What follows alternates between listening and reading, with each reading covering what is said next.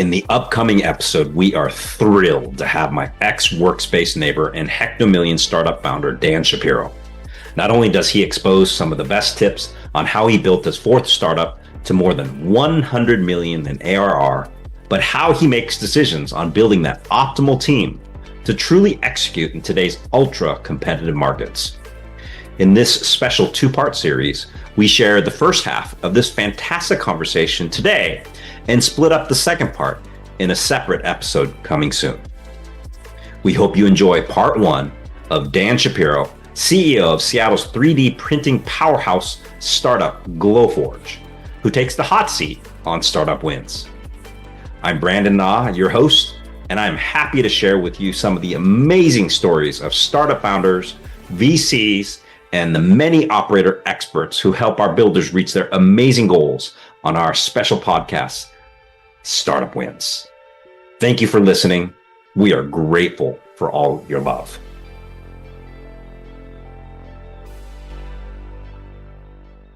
Welcome to Startup Wins. Twice a month, we share real stories and smart tips. Subscribe and join the journey. Welcome back to Startup Wins. We are actually privileged here to have old friend, I can say, that used to be in the co-working space that we were working. Former startup roommate. Yes. I know, right? I have watched this gentleman kind of go through all the different phases of startup exits and recreation and all this other stuff. But without further ado, let me introduce you to Dan Shapiro. And honestly, he resides in Seattle, but I will let you tell more about yourself if you don't mind. Oh, thank you, Brandon. It is great to see you again because it has been a minute since we were both building businesses in that same strange building in the southern part of Seattle, sharing space with like this weird ghost place where it was Christmas all year round because retailers would come in to buy their Christmas assortment and everybody would make it look like Christmas, even though it was like the middle of spring. And this is the building where it was near the airport. So people would fly in and they'd come and they'd tour all these folks who were wholesalers who were hoping to sell to retailers and decide what to buy. And they were trying to make the top floor a startup accelerator. So we'd sort of go past all this bizarro world up into our own little bizarro world where we were building our companies. No. But yeah, that was startup 2 of 4. I actually started my career at Microsoft. I spent time working at somebody else's startup, which I'm not counting, building a Linux-based cell phone, ran a games team for Real Networks, and then started my first company, which was founded as Ontella and became PhotoBucket over time, which still kind of exists today, still puttering along.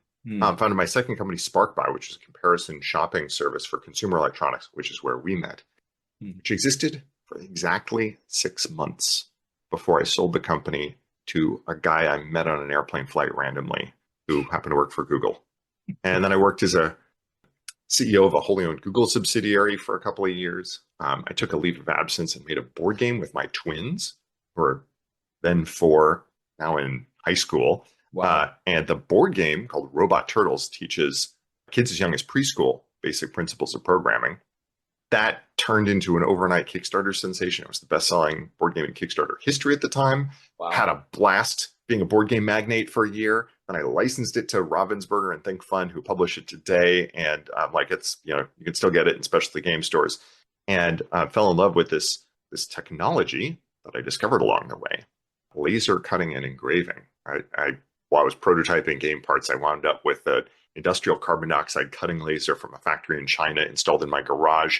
Thought this is terrible and sort of amazing. And wouldn't it be incredible if we all had the ability to create that I now have? And so I've been leading Glowforge for more than 10 years. Wow. As we've been empowering people all across the US and globe to create beautiful things at the push of a button.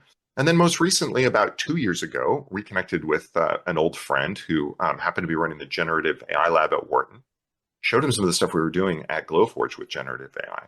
Started talking about research. My parents are both professors, so it's like sort of runs in the blood. One thing led to another, and I'm now a senior research fellow at the Wharton Generative AI Lab. We've published about 3 papers on prompt engineering, and one that I'm really proud of some research on how LLMs can be influenced by the same psychological principles that influence people, which is a fascinating read, even if you only read the summary. That's a little bit of from there to here. So my day job is still 100% full-time CEO of the laser business, and I do a little bit of academic research on the side.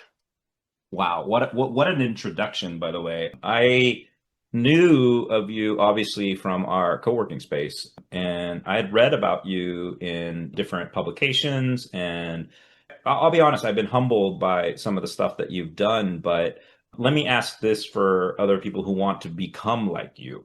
You know, I mean, do we all need to be raised in Seattle, have gone to UPenn as an was it undergrad or? I didn't go to UPenn. No. Where did you go to school? Let me ask. I went to Harvey Mudd College in Southern California, got an engineering degree. It's an unusual place because it's very small. There's only like 700 students, and the degree isn't specialized. So I did some chemical engineering, some electrical engineering, some computer engineering, and well, I've always worked in and around software until Glowforge, and even Glowforge has a huge software component. I've always been a ridiculously bad programmer. Like, I could write code under duress, but if I am, something's gone horribly awry and people should flee the building. The last programming language I had decent command of was C, with no pluses, just C in high school. Which is one of the things that's been so amazing about the generative AI revolution. I literally have 5 open VS Code windows on my desktop right now, prototyping 5 different things that, maybe one of them will find their way into a Glowforge project, but who cares? Because I can knock each one out. I can knock all of them out collectively in a week or two and then move on to the next set of experiments all in my spare time, right? Which is just incredible. It is. I mean, we could jump right into this topic, honestly, and probably have a whole hour or 2 hours, maybe even 3 on AI. But before we get there, if you don't mind, what I'd love for you to share a little bit is part of the startup journey that you've experienced in the past 10 plus years with either Glowforge or maybe even the previous companies, because the whole SparkBuy thing was kind of fascinating from my perspective. I mean, literally, I just got to know you, and then literally a couple of weeks later, he's gone. And there you go. Yeah, yes. and then I'm reading about you in the newspapers, or at the time they had newspapers, I guess. Can I ask just briefly on that, because you get this offer from a guy I guess you met on the plane. How did you react to it? I mean, did you think it was serious? What were your thoughts at that time? The reality is different than the way I just described it, but no less weird. I'll give you the short version. Actually, I wrote the long version of this in my book. It's called Hot Seat, the Startup CEO's Guidebook.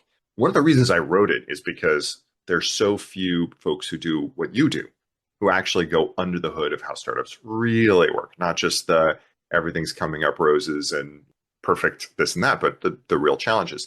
And one of the specific things that was missing from that story was how companies get acquired, because they're generally bound by NDAs and hands tied. I got permission to talk in a great deal of detail about how our acquisition process worked. I didn't have any bankers. It was just me. So I got to see everything from start to finish. But the short version was I had a rule of thumb. I hate talking to people on airplanes. But if I was flying to or from the Bay Area, I would force myself to talk. And if I got bumped up into first class, I would force myself to talk, because high ratio of interesting serendipity from that. So I had left Photobucket and I was thinking about what I wanted to do next. And I was flying down to the Bay Area and I got bumped up to first class. So I'm like, I have to talk to you. And the person next to me was a guy named Matt, who I actually had lunch with last week. And we were chit-chatting. Actually, I think he may have even started the conversation, asked me about my phone, which was one of the original Android phones, the Android G1, I think it was called. He's like, do you work for Google? And I was like, no, why? He's like, because I don't know anybody who has that phone who doesn't work for Google. And so we started chatting a little bit, and I told him about the 3 businesses that I was thinking about starting, because that's what I was flying down to the Bay Area to do, to talk about my next startup. And this one harebrained project I was working on. And he said, those 3 ideas are well and good and all, but that harebrained project is awesome. If you ever do that, call me. And gave me his card, which I promptly threw away and then didn't think of him again. And fast forward 3 months later, when we're in this weird mystery time warp building, and we launched, and there were 500 invites available on TechCrunch, and I got an email from him because he got invite number 437 right before they ran out. And he said, Dan, I'm the guy from the plane. You did it. You built the thing you told me about. We should have coffee. All right, great. Let's have coffee. So I booked the coffee. And while I was going to Google, I decided to catch up with another friend of mine who worked there. His name was Jonathan Sposato. He's at the time maybe still the only person who'd ever been acquired by Google twice. And so I was just on campus, so I figured I'd look him up. So we chatted, we had a great conversation, and as he was walking me to Matt's office for our next meeting, he said, "By the way, who are you meeting?" I told him, and he said, "Oh." I said, "What is it, Jonathan?" Spit it out. It's like I don't want to mislead you or lead you astray, but the acquisition of my last company started when Matt asked me to have coffee. And I said, "Oh, does he like M&A?" He was like, No, he's just well connected and creative, and he sort of sees pieces and helps people put them together. Like, I don't know, but that's just a thing. Well, that's exactly what wound up happening. Matt wound up pulling together some pieces and connecting me with different folks who were looking for things. And 3 months later, SparkBuy was owned by Google. Wow. Wow. I imagine when you got the news, you probably told your wife, and your wife probably was like, "Are you kidding me?" Or was she like, lottery? Like, or I think I read some things about that was life-changing money from what I remember reading. Is that correct? Or Yeah, how I do you? mean, it was so first it wasn't surprise it happened. It was, whoa, here's this weird thing. Huh, I wonder what's gonna happen. Are we going to do this? Are we not? What's going on? Etc. And so, finally, like the signing was the last moment. But it's one of those things that it took 3 months to put together with lots of ups and downs and looked like the deal might fall apart. I might take a financing instead, and some investors wanted things, and other companies were interested, and so on. So it was a long, slow build. And I'd never had an exit. So like our savings were much lighter, and I was constantly worried about like, man, if I didn't have a job for 6 months, that could be a real problem. And while it didn't catapult me into the, Forbes whatever, Mm. it meant that, okay, if I was unemployed for a year, we'd be okay. All right, I knew how we were going to put the kids through college. So that is pretty life changing you're not when you're not saying I need a paycheck every month in order to be able to move forward. So thank goodness.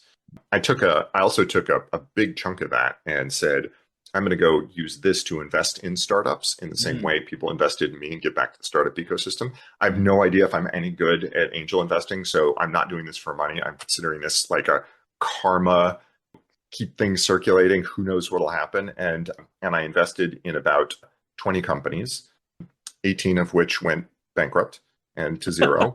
One of which gave me back what I invested, and one of which returned 20x what I invested. So I wound up right about where I started. Sounds like a VC to me, but anyway. That is pretty much the way.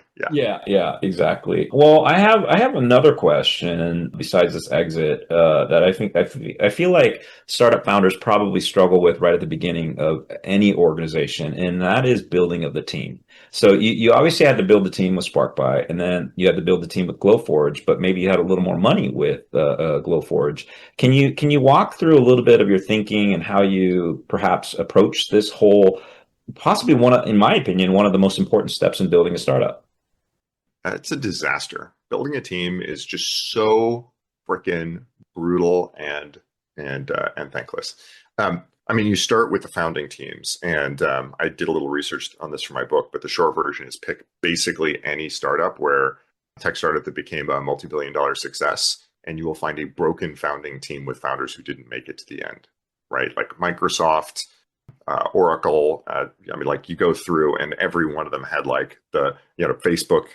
Yeah, see the movie, the original founders, and then the people who actually made it, and there was always a bad decision in the first one.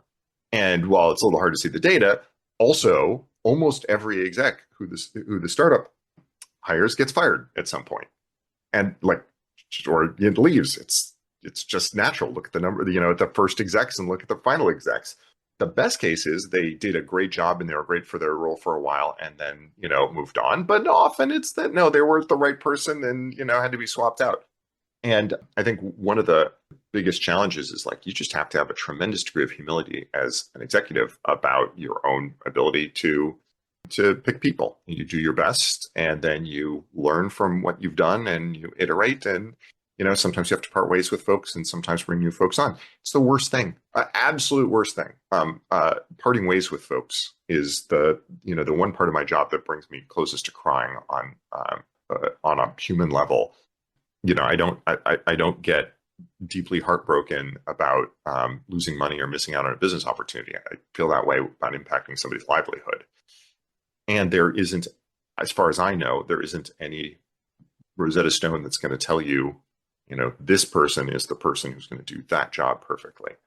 It's funny because when I talk to colleagues who, who I've grown with, who I know well, and who are people who I deeply trust, I will often say, like fellow executives who work for me, I will be like, I don't trust my gut. I'll say this all the time. People are like, what are you talking about? I'm like, oh, I have a terrible gut for like, this person's going to be great. This person's going to be terrible. My gut is easily influenced. It's subject to all sorts of nonsense and like signals that don't make sense. The person dresses sloppy or dresses well. The person talks like me or doesn't talk like me. Heaven knows what level of biases. Like those are all my gut. So when I'm interviewing, it's all about like, let's solve problems together. Let's talk about how we work together. Let's talk about what you're looking for.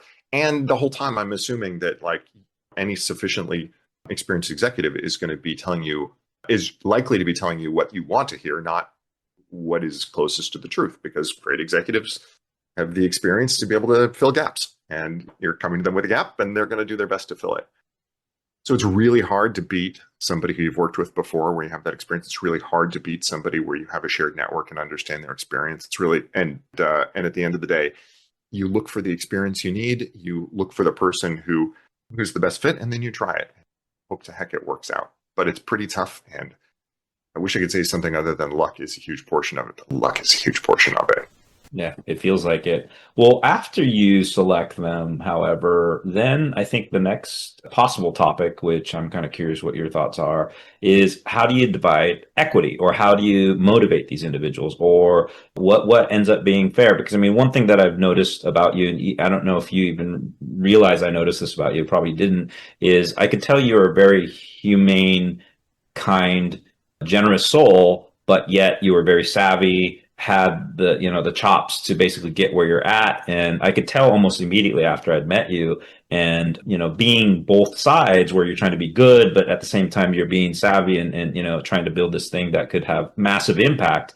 How do you do it? Because Bezos, for example, are all the well-known names that we have in history. I imagine because where they're at in terms of like the Forbes list that we talked, the richest people in the world, it's because they've held on to a lot of equity, right? And that's why they're able to get to the places that they've gone. But I feel like you're the type that may not be in the top 10, but maybe someday could be in the top 1,000 or so, because you're smart, but yet you're trying to be generous. What are your thoughts on that?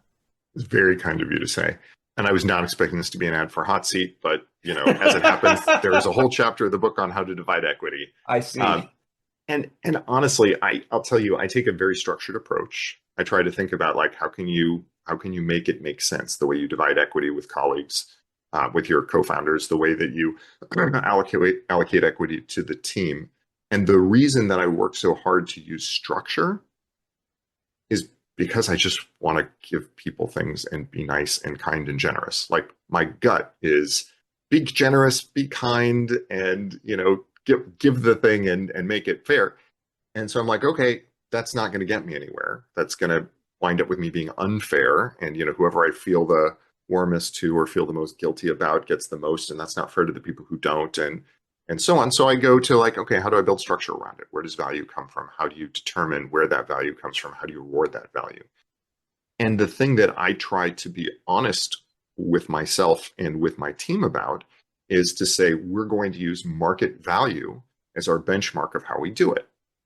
So is it fair that a designer and a graphic designer and a computer scientist who work side by side for the same number of hours a day with the same love and drive and passion, who spend the same for their college educations, get paid differently? Is it fair that they get replaced by AI at the same time? That's a different conversation. Is it fair that they get paid differently? No, not at all. Is it a market reality? Yes, it is. Am I going to come in and say, I feel equally for both of you and value you both, so I'm going to pay you both the same?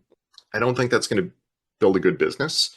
So I'm going to say, hey, what I'm compensating you isn't a reflection of what I think of you or your worth. It's a reflection of what I think the market indicates. And so equity allocation, salary compensation, I do based on surveys.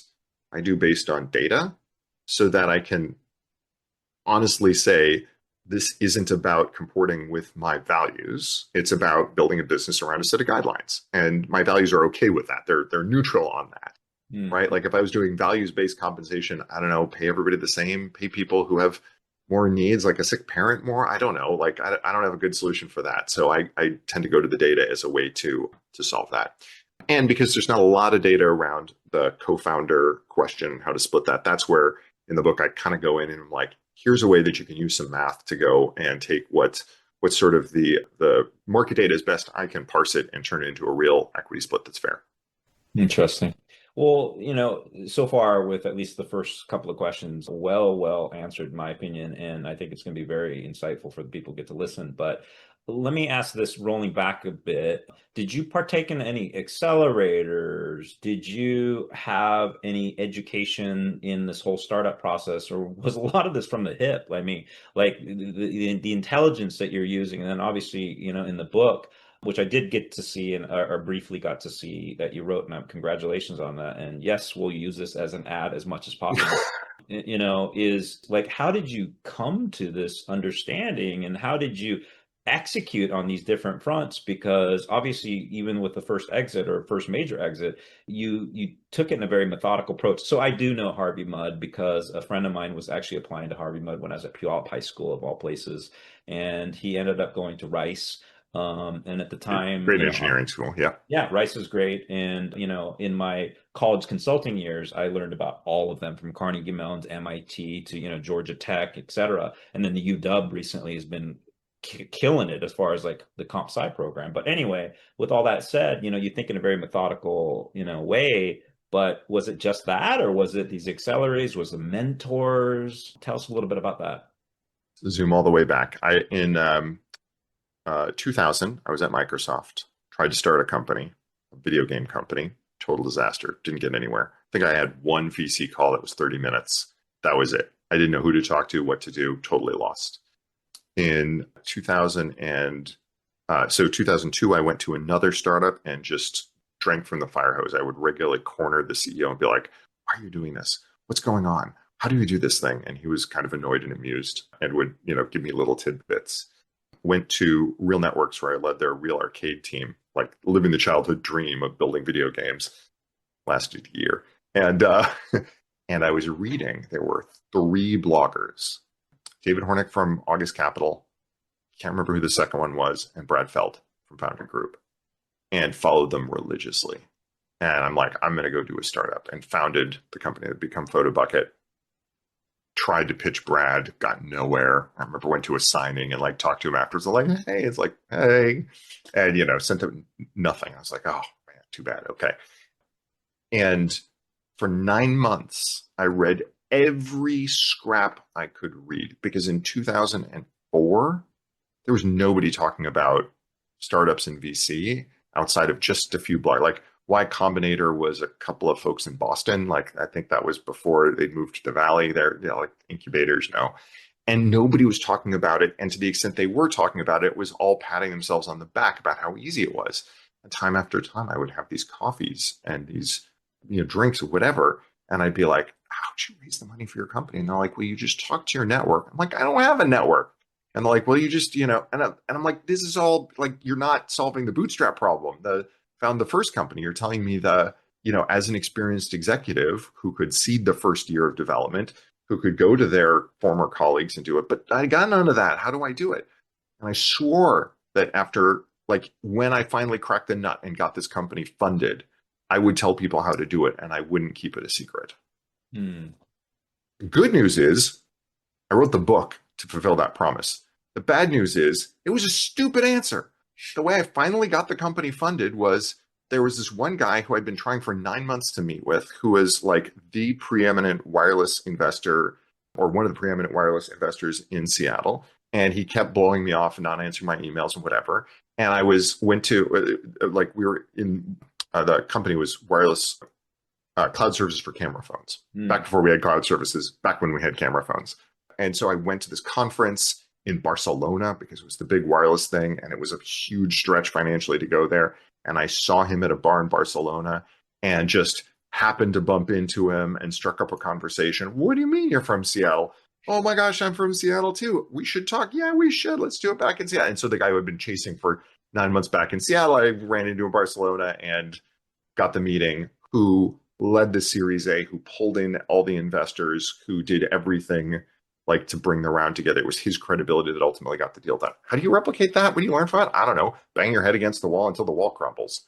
And by the way, the day before you succeed, it looks exactly like the previous 180 days of failure, or whatever 30 times 9 is. Terrible at mental math. Yeah, exactly. 270 days of failure. No. Anyway, you figure out how much you can take, you give it all you can, and then you say this isn't working and you move on. By the way, I'm not one of those people who's like max your credit cards and mortgage your house to do your startup because it's your no, because you don't hear the stories of the people who did that. It doesn't work out. I hear those stories and they're terrible. And they happen way more than the folks who, bet their everything and then made it work.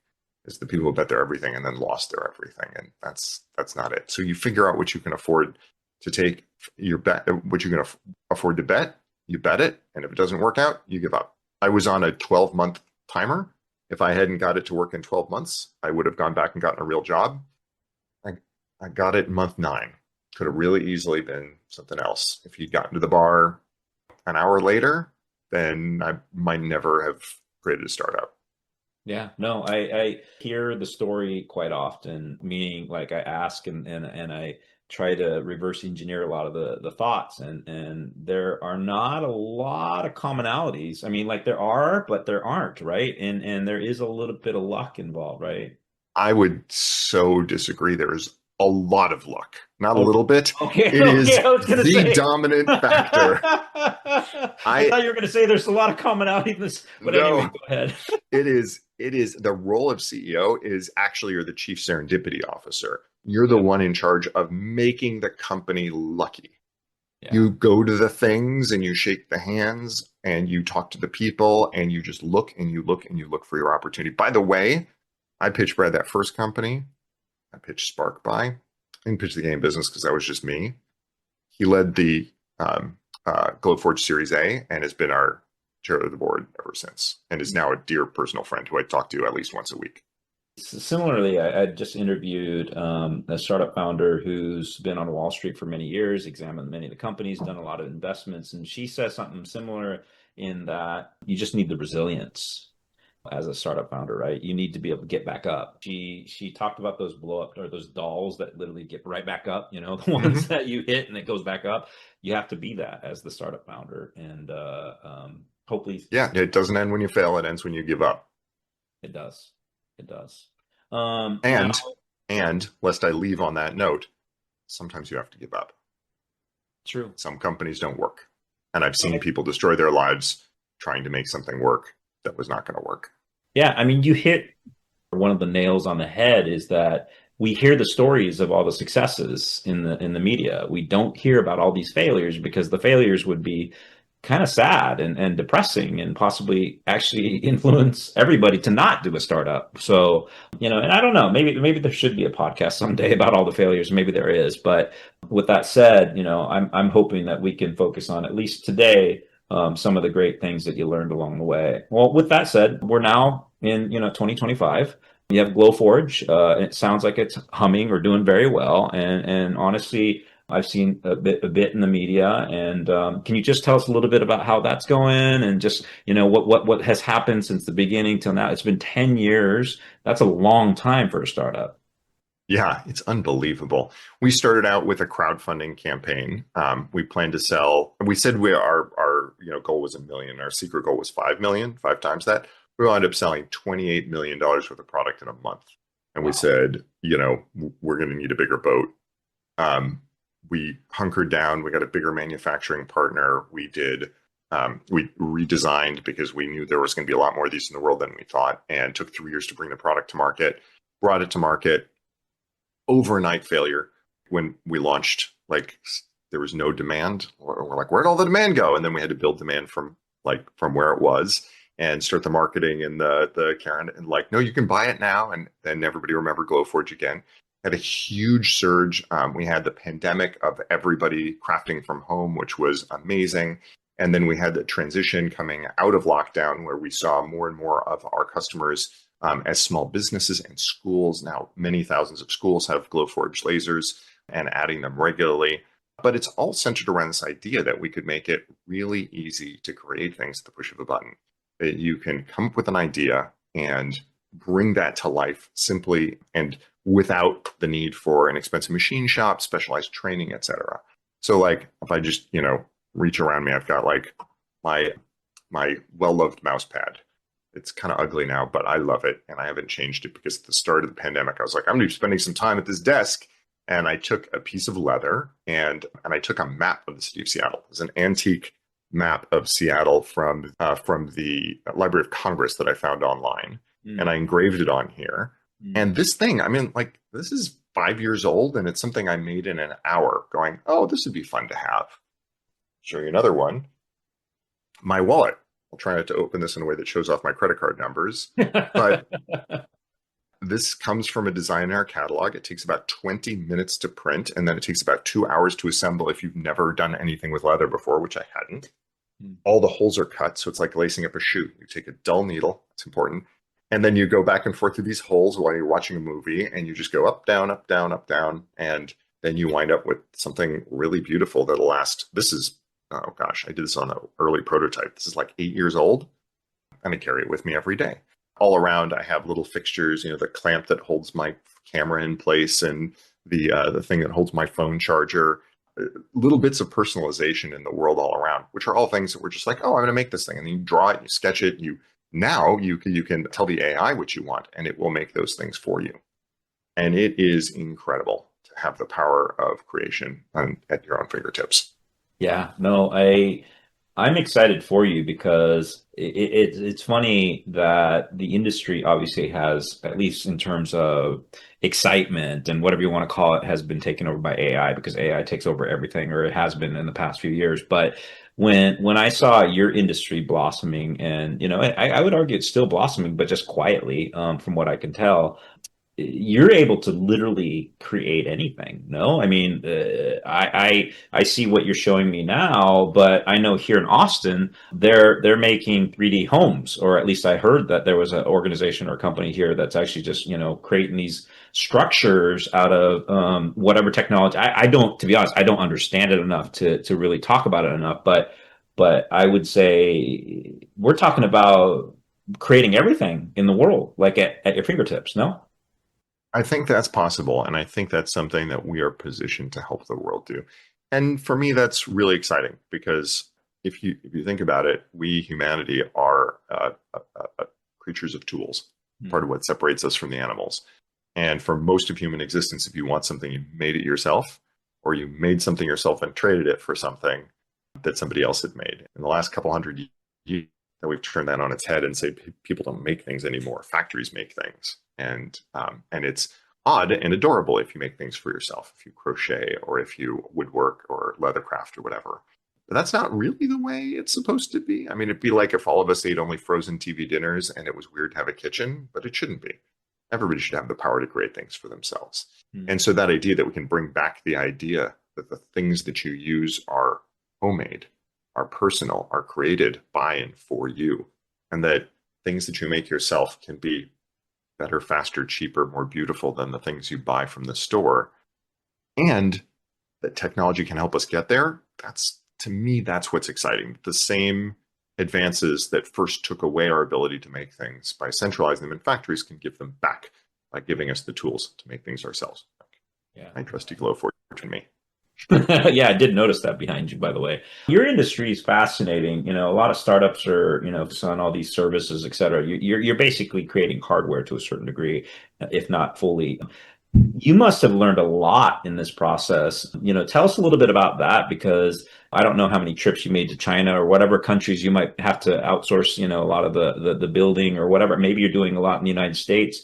In my opinion, you're doing something like Elon Musk does with Tesla. You're having to deal with all these manufacturing processes. What are some learnings that you learned along the way? As soon as you move from electrons to atoms, the world gets a lot more complicated. And I don't know, one of the ways I describe this for friends in software who are like, oh man, it must be nice to work on hardware with things you can like see and touch. And I say, well, okay, I want you to imagine imagine it's March, spring is around the corner, and you're just getting ready for whatever your favorite springtime, Easter, Passover, whatever it is. Your COO says, okay, we need to finalize our forecast for how many products we're going to sell this Christmas. Because if we don't place the order right now for the long lead time parts, we won't have them in time for the Christmas season. The amount of cash that you put out right now is the maximum number of units we're going to sell. The holiday season's better than we think. We're going to lose all that money. And if it's worse, then we're going to lose all that money. We're going to either lose the money we put into the components or we're going to lose the money that we could have used to sell. But I need to know by the end of the week what our Christmas sales are going to be. Happy Easter, Passover. Wow. That's the hardware business. That's one little piece of the hardware business. And that kind of supply chain wild nonsense is truly fascinating. If you are a puzzle solver who likes to put pieces together and stack uncertainties on top of uncertainties, man, that is the thing for you. But it is one that requires large investment, because if you don't, then one small miss will put you out of the game. It requires tremendous amount of detail and planning, which, by the way, I'm terrible at, so I hire people who are good at that. It requires deep experience, and if you don't have it, then you're going to be living in another country until you get it, and probably several mistakes along the way. And there are just 1,000,001 ways to fail above and beyond the 1,000,001 ways there are to fail in a software-only startup. With that said, in retrospect, would you have made another choice to possibly? No, I love learning new things. Okay. And I love the business we've created. I love the customers I get to work with. Being able to go on Instagram, type in Glowforge. And this is what I do if I'm like, why am I going to work again? Like, I'll go look at the Glowforge hashtag on Instagram and see the incredible things that people are creating using the technology. And they buoy my heart. And you can't beat that. Actually empowering people to bring new things into the world, like that very much feels like I'm fulfilling or paying forward something that was given to me, helping people to create their own small businesses, their own Kickstarters, their own Etsy stores, build a living, or just building beautiful things that they care about for themselves. One question I guess I think people might ask as future founders / managers of these organizations is, what's a typical day? You've probably been asked this question. What's a typical day that you have now with Glowforge? No such thing.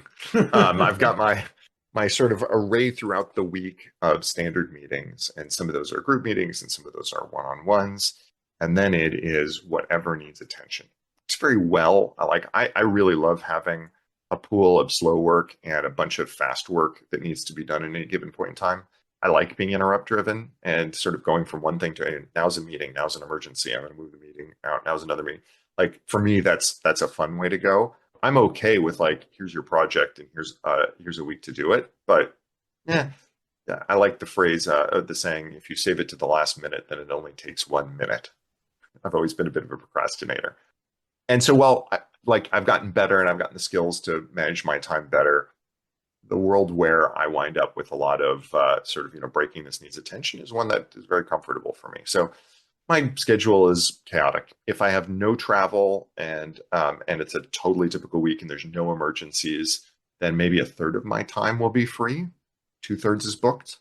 But most weeks there's some emergencies, there's some travel, and so it's booked completely solid. So basically I have an odd schedule. I'm a total night owl. So my first meeting is at 10, and I usually don't take meetings before 10. I'll have more or less nonstop meetings up until 6. And I work from home. Our company's almost fully remote. So at 6, I'll roll up and kids will get home and we'll have lunch together as a family and we'll hang out for a little bit. And around 7:30 or 8, I'll come back here where I work until about 3 in the morning. And that's when I get all my really good work done. And that's when I experiment and I play around and do AI research, finish the projects that didn't get done during the day. That's where I get a chance to be sort of intellectually playful and experiment. But I love all of it. It's all just different parts that make the day interesting. I swear to God, this is probably one of the more inspirational talks that we had for our listeners. So thank you. Thank you so much for having me, Brandon. Really a treat. If your calendar isn't already set, you're missing out on startup wins. Industry leaders, top advisors, and incredible tips await. Come back for future great episodes and entertaining guests, and come back for more insider strategies and incredible stories from the brightest VCs, founders, and operator experts. We're bringing you the best in the business twice a month. Hit that bell and stay winning with Startup Wins. See you soon. Thanks for listening to part 1 of our incredible interview with Dan Shapiro.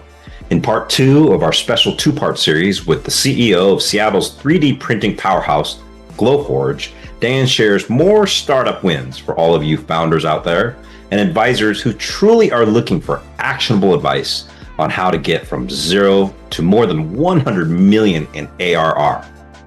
Look out for the second part here on Startup Wins on YouTube, Apple Podcasts, or your favorite podcast distribution network.